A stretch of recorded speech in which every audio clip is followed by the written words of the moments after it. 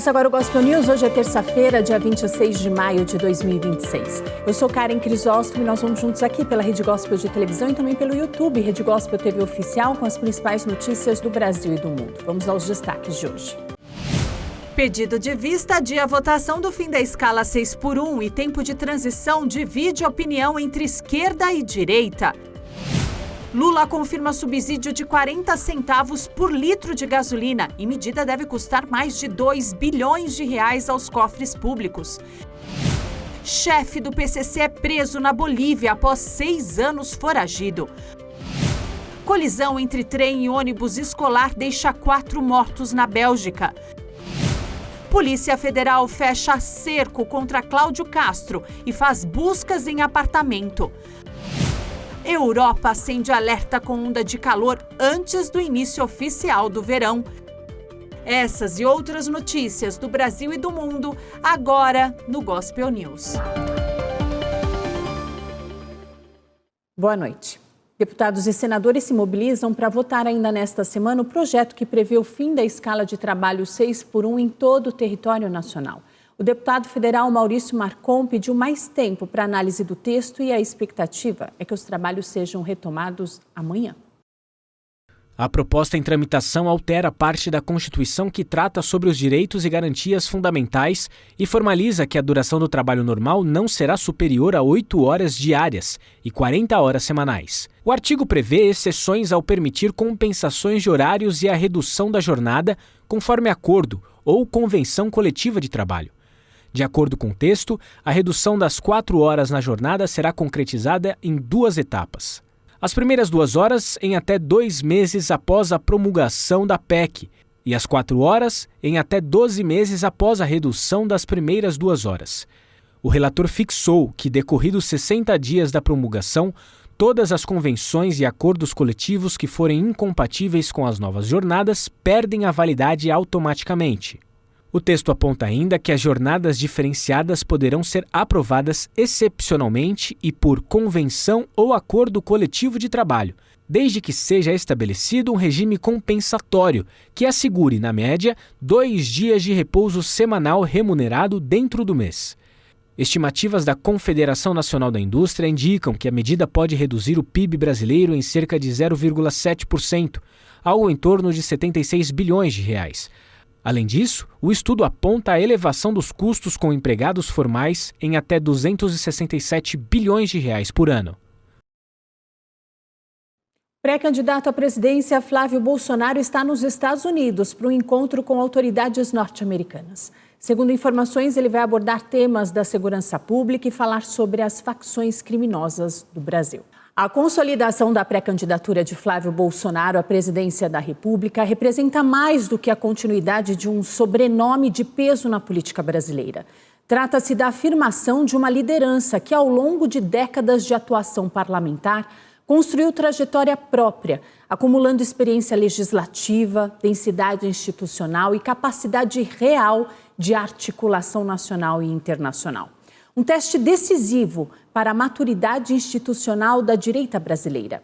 Flávio tem densidade política própria, formulação programática consistente e capacidade real de interlocução para além do núcleo ideológico bolsonarista. A sua trajetória parlamentar é extensa. Iniciou a sua vida pública em 2003, sendo o deputado estadual mais jovem do Rio de Janeiro. Foi eleito deputado por 4 mandatos consecutivos e, posteriormente, senador da República.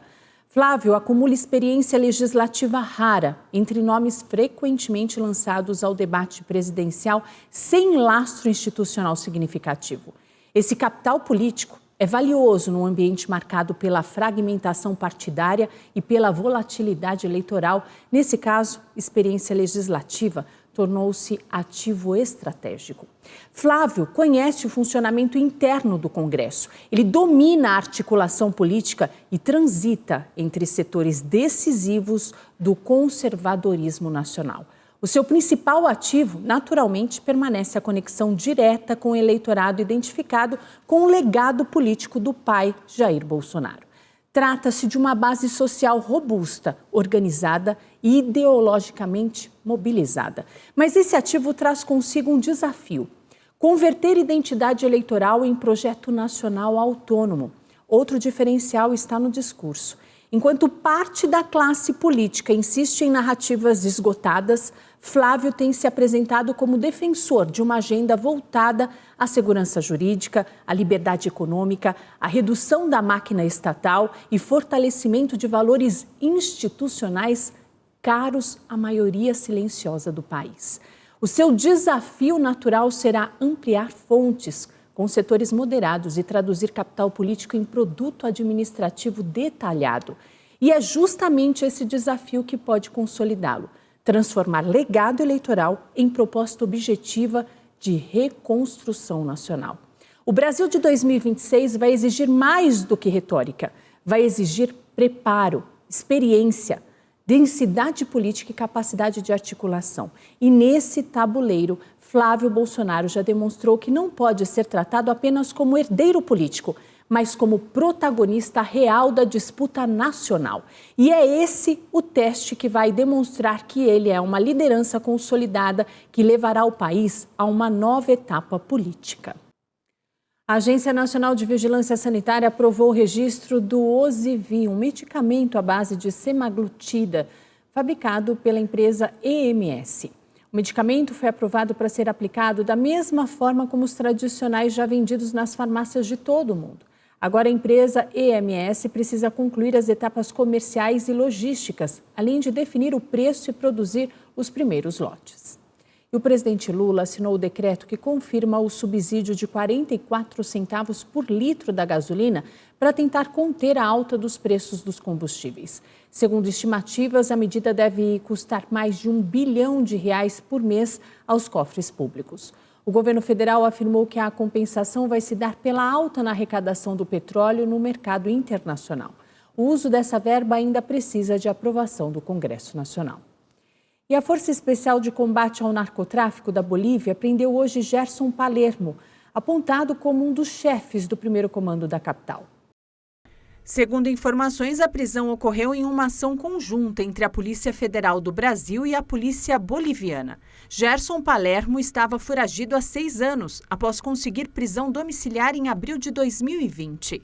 A decisão assinada pelo então desembargador Divoncir Maran foi concedida em menos de 40 minutos e autorizava que o traficante deixasse o presídio para cumprir prisão domiciliar. Cerca de 5 horas após ser solto, Palermo rompeu a tornozeleira eletrônica e fugiu. No início desse ano, Divoncir foi punido pelo Conselho Nacional de Justiça com aposentadoria compulsória. Em agosto de 2000, Palermo participou do sequestro de um Boeing 737 da VASP. O avião saiu do Aeroporto Internacional de Foz do Iguaçu com destino a Curitiba e foi tomado por criminosos por cerca de 20 minutos após a decolagem. A aeronave fez um pouso forçado no norte do Paraná. No local, a quadrilha roubou 9 malotes do Banco do Brasil, com cerca de R$5,5 milhões. Palermo foi condenado pelo crime a 66 anos e 9 meses de prisão. Anos depois, ele foi enquadrado em crime de tráfico e associação para tráfico. Ao todo, as penas somam quase 126 anos. Os Estados Unidos bombardearam instalações de mísseis no sul do Irã. O secretário de Estado americano Marco Rubio anunciou na manhã de hoje que ainda é possível chegar a um acordo de paz. Os Estados Unidos anunciaram que atacaram instalações de mísseis no sul do Irã em um revés para o cessar-fogo em vigor desde 8 de abril. Nesta terça-feira, durante uma visita à Índia, o secretário de Estado Marco Rubio anunciou que ainda era possível chegar a um acordo com o Irã. Is well stated. The president had a very important, I think, historic call just a couple days ago with a number of leaders. Bem, vejam, acho que nossa posição está bem definida. O presidente teve uma chamada muito importante, até histórica, há apenas alguns dias, com vários líderes da região. Creio que há um forte consenso sobre como deverá ser um rascunho preliminar. Temos de trabalhar nisso, mas como sabem, ou será um bom acordo ou não haverá acordo. It's either going to be a good deal or there isn't going to be one. Segundo o comando do Exército dos Estados Unidos para o Oriente Médio, as forças norte-americanas realizaram ataques de autodefesa no sul do Irã para proteger suas tropas das ameaças colocadas pelas forças iranianas, e que os alvos incluíam estações de lançamento de foguetes e navios que tentavam colocar minas. Os meios de comunicação iranianos informaram que foram ouvidas várias explosões fortes em Bandar Abbas, no sul do país. A guerra afeta a economia mundial devido ao bloqueio do Estreito de Hormuz, por onde passava 1/5 do petróleo bruto e do gás consumidos no mundo. Rubio afirmou que a passagem crucial será reaberta de uma forma ou de outra e acrescentou que o que está acontecendo é ilegal. O exército de Israel voltou a atacar as regiões sul e leste do Líbano.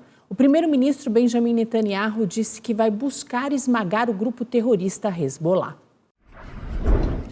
O sul e o leste do Líbano foram atingidos por uma intensa onda de ataques israelenses. De acordo com a estatal Agência Nacional de Informação, várias ofensivas tiveram como alvo localidades próximas à cidade de Tiro, assim como a região de Nabatie. O primeiro-ministro de Israel, Benjamin Netanyahu, anunciou mais cedo que buscará esmagar o Hezbollah, apesar da trégua em vigor desde 17 de abril. Por sua vez, o grupo pró-iraniano Hezbollah afirmou ter atacado com drones 3 quartéis e um posto militar no norte de Israel, em resposta à violação do cessar-fogo por parte do Estado judeu. O exército israelense havia emitido alertas para evacuar mais de 10 localidades, situadas em sua maioria nas regiões de Jezin e Nabatie, além de outros avisos para a cidade de Tiro e seus arredores, incluindo o campo palestino de Rashidie.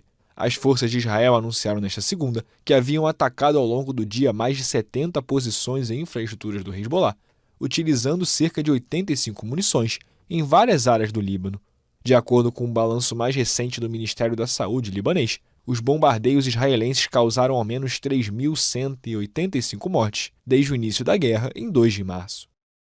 Na manhã de hoje, a colisão entre um trem e um ônibus de escola deixou pelo menos 4 mortos na Bélgica, incluindo 2 crianças.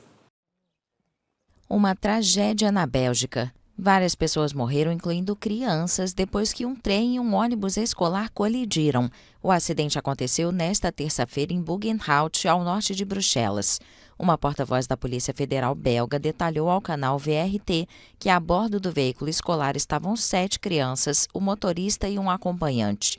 O incidente aconteceu em uma passagem de nível, pouco depois das 8 da manhã no horário local.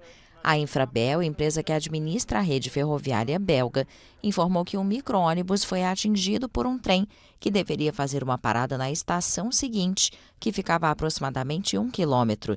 As autoridades relataram que o impacto foi extremamente violento. O ministro do Interior, Bernard Quintan, lamentou o trágico acidente em uma mensagem na rede social X. A presidente da Comissão Europeia, Ursula von der Leyen, afirmou que está desolada com a colisão e expressou as mais profundas condolências às famílias das vítimas. Manifestantes e policiais entraram em confronto em La Paz após um protesto para pedir a renúncia do presidente da Bolívia, Rodrigo Paz. Manifestantes e policiais entraram em confronto em La Paz após uma marcha de milhares de pessoas que pediu a renúncia do presidente da Bolívia, Rodrigo Paz.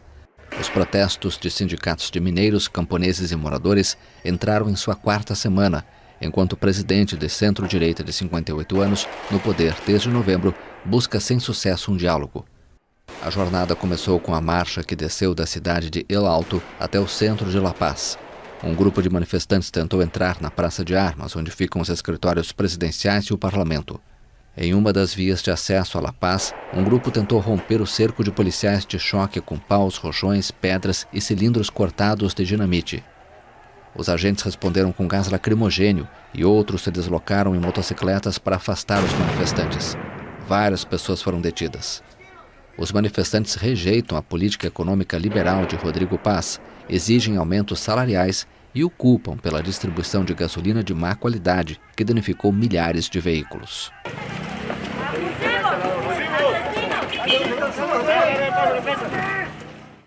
Na manhã de ontem, o Ministério das Relações Exteriores publicou uma nota pedindo que brasileiros evitem viagens a La Paz, Oruro e Potosí, na Bolívia, em razão dos bloqueios das estradas. O Itamaraty pediu também para evitar a ajuda de desconhecidos e seguir rigorosamente as orientações das autoridades locais. E no próximo bloco, a polícia prende motorista que provocou queda de veículo no rio Tamanduateí. E a Polícia Federal fecha o cerco contra Cláudio Castro e faz buscas em apartamento de R$4 milhões.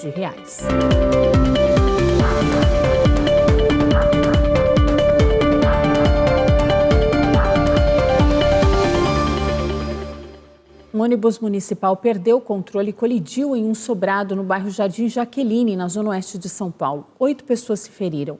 Segundo uma passageira, o motorista chegou a fazer um sinal apontando falha nos freios. Ela afirmou ainda que o condutor desviou de uma van escolar e evitou uma tragédia. 11 equipes do Corpo de Bombeiros estiveram no local para prestar socorro aos feridos, com 35 homens da corporação fazendo o atendimento das vítimas. A Associação de Docentes da Universidade de São Paulo aprovou a greve dos professores e também a paralisação dos estudantes. O grupo pede um reajuste salarial de acordo com a inflação. Segundo a categoria, a decisão foi tomada diante da ausência de avanços efetivos nas negociações conduzidas pelo Conselho de Reitores das Universidades Estaduais Paulistas e pela própria reitoria da universidade. O grupo pede reajuste salarial de acordo com a inflação e um acréscimo de 3% como parte do processo de recuperação das perdas históricas acumuladas pelos trabalhadores. Além disso, os alunos pedem um aumento do valor do programa de apoio à permanência e formação estudantil. As universidades estaduais enfrentam paralisações em diferentes cursos e campings há mais de um mês. Segundo os organizadores, a mobilização reúne pautas ligadas à infraestrutura universitária e à contratação de funcionários para o Hospital Universitário da USP. Os manifestantes também afirmam que o ato reuniu críticas à privatização da Sabesp, das linhas da CPTM e do metrô, a ampliação de pedágios do tipo free flow e a política habitacional do Estado e ao aumento da violência policial nas periferias. Um homem identificado como Davidson Vasconcelos, de 37 anos, foi morto a tiros durante uma festa de 15 anos em Campinho, na zona norte do Rio de Janeiro. Ele tentava separar uma briga entre a sargento da Marinha, Tayana Rangel, e o marido dela, quando foi atingido. Tayana foi presa em flagrante pelo crime. A Marinha do Brasil declarou que tomou conhecimento do ocorrido e informou que afastou a militar. O ex-governador do Rio de Janeiro, Cláudio Castro, foi alvo da operação da Polícia Federal, que investiga os crimes financeiros do Banco Master. Dezenas de agentes estiveram na casa dele na manhã de hoje. A 8ª fase da Operação Complice Zero apura aportes de 3 bilhões de reais de recursos públicos do Estado para o grupo do banqueiro Daniel Vorcaro. Segundo a investigação, o dinheiro saiu do Rio Previdência, fundo que gera os benefícios de 235 mil aposentados e pensionistas do Estado. Imagens aéreas mostram a movimentação dos agentes dentro da cobertura do ex-governador na Barra da Tijuca. 2 celulares foram apreendidos. Essa é a segunda vez em menos de 15 dias que a Polícia Federal bateu na porta do ex-governador. No dia 15 de maio, agentes cumpriram um mandado de busca na Operação Sem Refino, que investiga supostas fraudes fiscais na antiga refinaria de Manguinhos. A Procuradoria-Geral da República citou relações pessoais entre Daniel Vorcaro e Cláudio Castro. Segundo a PGR, houve pagamento de vantagens indevidas e mudanças deliberadas nas regras internas do Rio Previdência. O ministro do STF, André Mendonça, ressaltou ainda que há indícios de relações pessoais e políticas entre os dois. Mendonça ainda apontou que Vorcaro e Castro tinham encontros frequentes, inclusive em ambientes privados e no exterior, custeados pelo banqueiro. A cobertura-alvo de buscas nesta terça-feira está avaliada em mais de 4 milhões de reais. Segundo informações, o apartamento tem mais de 300 metros quadrados e passou por uma grande reforma recentemente. Na eleição de 2022, Cláudio Castro declarou somente R$ 194 mil em bens, em aplicações financeiras e contas bancárias, além de um apartamento de R$ 174 mil em Itaiangá. A seguir, a Europa acende alerta após onda de calor e ainda México aceita receber a seleção iraniana durante a Copa do Mundo.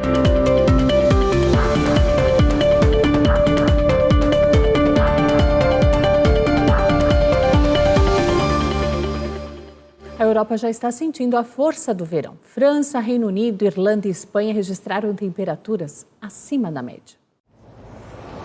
Os meteorologistas na Europa alertaram nesta terça-feira para um período de calor excepcional com temperaturas recorde impulsionadas por um domo de calor que deixa os termômetros muito acima da média para o final de maio em todo o continente. Na segunda-feira, a França teve o dia mais quente de maio desde o início dos registros, segundo a Agência Meteorológica Nacional, e o Reino Unido também registrou máximas sem precedentes. Em meio ao fenômeno que castiga várias nações, o governo francês vinculou direta ou indiretamente 7 mortes à onda de calor nos últimos dias no país.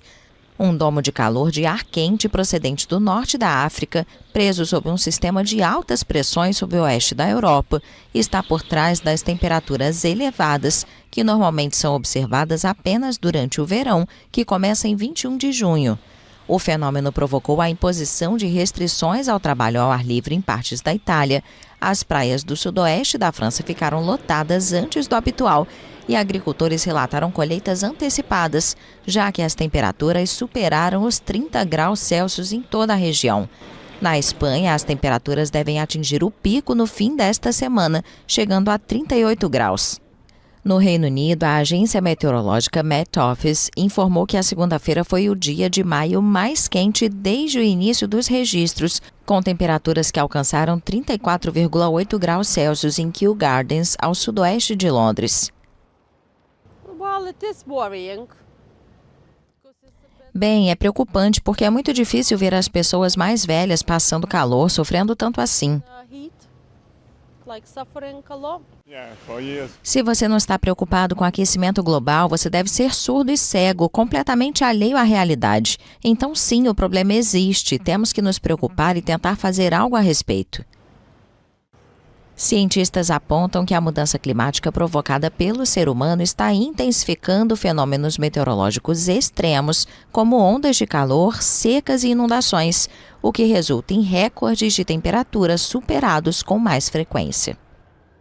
A competição na Inglaterra estimula corredores a rolar ladeira abaixo em busca de um tradicional queijo local. A origem desse evento ainda é incerta, mas muitos acreditam que pode ter começado há 200 anos.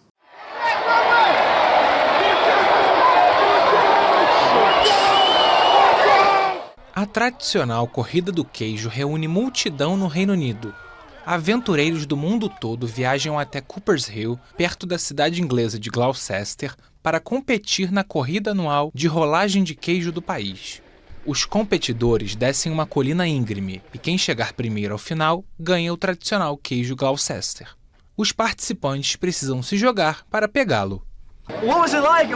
Como foi? Foi divertido, cara. As pessoas precisam fazer isso. Todas as pessoas que estão assistindo aqui. Se você vive com medo, você vai morrer com medo. E esse é o pior jeito de viver, eu acho. Se você faz, algo assim pode acontecer. Estou tão feliz, sinceramente eu estava esperando por isso. Já fazia um ano que eu queria fazer. E quando eu soube que vinha morar na Inglaterra por uns 3 meses, pensei, com certeza vou me inscrever nisso. A origem da curiosa disputa é incerta, mas muitos apaixonados acreditam que a Coopers Hill Cheese Roll tem pelo menos 200 anos. E olha só, centenas de participantes se reuniram no sul da Bélgica para a 4ª edição do Campeonato Europeu de Mullet. A Bélgica é o país da cerveja, do chocolate, da batata frita e agora de um corte de cabelo que tinha caído no desuso. Neste fim de semana, a cidade de Oudreines abrigou o Campeonato Europeu de Mullet, tudo regado a muita música. Como bem resume o slogan sério na frente e festivo atrás, o mullet costuma combinar uma franja, laterais bem curtas e um longo cabelo que cai pela nuca. É um corte que não se parece com nada, que não é usado por qualidades estéticas, mas pela mensagem que transmite. E a mensagem é, pensa um pouco por mim mesmo, quero te dizer, quero te mostrar que meu pensamento é um pouco fora do comum, mas ao mesmo tempo, venha cá, vamos conversar. Há algo para se explorar aí. O penteado, tão característico dos anos 1980, caiu drasticamente em desuso, mas nos últimos anos voltou a se popularizar. Esta é a 4ª edição do Campeonato Europeu, organizado por um grupo de belgas entusiastas do mullet, que pegaram a ideia emprestada de alguns australianos que faziam um concurso do estilo. Para nós, o que importa é que a pessoa que usa o mullet realmente carregue valores de tolerância, gentileza e a liberdade de ser ela mesma. Sim, é gentileza no sentido amplo. É sobre ser quem você quer ser. E é exatamente isso que queríamos criar aqui com este festival. É um local seguro onde todos podem ser eles mesmos. O concurso atrai participantes de lugares como França, Espanha e Inglaterra. Foram escolhidos vencedores em várias categorias, como Mullet Júnior, Mullet Tradicional, Mullet Incomum e Mullet Veterano. Cerca de 50 finalistas foram selecionados para mostrar seus penteados diante de uma multidão empolgada que não parava de ovacioná-los. E, finalmente, foram anunciados os vencedores absolutos de 2026. A dupla formada por Berenice, de 44 anos, e Samuel, de 46, conhecidos entre seus fãs como Beza Mullet. Há 2 anos já estávamos aqui como um casal, e foi aí que nasceu nosso desejo de deixar o cabelo crescer para podermos expressar nossa personalidade e ostentar o mullet em nosso dia a dia. Química e estilo é o que realmente não falta. E a presidente do México, Claudia Sheinbaum, aceitou receber a seleção iraniana para a Copa do Mundo. Os Estados Unidos proibiram a concentração do time no país durante todo o torneio. A seleção iraniana vai ficar concentrada no México durante a Copa do Mundo de 2026. Foi o que afirmou a presidente mexicana, Claudia Sheinbaum, após a recusa dos Estados Unidos em permitir que a delegação iraniana ficasse concentrada no país para o torneio. O Irã, que fará seus 3 jogos da primeira fase em solo americano, anunciou no último sábado que obteve o aval da FIFA para estabelecer sua concentração no México e, assim, evitar os problemas que está enfrentando com a retirada de vistos. Estados Unidos não quer que a seleção iraní se quede a pernoctar. Os Estados Unidos não querem que a seleção iraniana passe a noite no país. Como eles vão disputar 3 partidas, nos perguntaram se eles poderiam passar a noite no México. E nós respondemos que sim, sem problema nenhum. Por isso, estão pensando em Tijuana como base, para passarem a noite lá e viajar para as partidas nos Estados Unidos. Para que eles possam pernoctar e viajar a los partidos que vão a desarrollar nos Estados Unidos. Inicialmente, a seleção iria ter sua base na cidade americana de Tucson, no Arizona, mas foi autorizada a ficar concentrada em Tijuana, cidade mexicana na fronteira com os Estados Unidos. Ainda nesta segunda, o ministro iraniano do esporte, Ahmad Doniamali, afirmou que a FIFA prometeu que todos os jogadores da equipe iraniana vão receber vistos americanos para a Copa. O presidente da FIFA, Gianni Infantino, sempre garantiu que o Irã iria disputar suas partidas em solo americano, como foi definido pelo sorteio. O Irã está no grupo C do Mundial e fará sua estreia no dia 15 de junho contra a Nova Zelândia na cidade de Los Angeles. Depois do primeiro jogo, os iranianos continuam a fase de grupos contra a Bélgica em 21 de junho e, por fim, enfrentam o Egito em 26 de junho em Seattle. E o Gospel News desta terça-feira fica por aqui. Eu desejo a todos vocês uma ótima noite. Amanhã, a partir das 7, estamos de volta com as principais notícias do Brasil e do mundo. Até lá!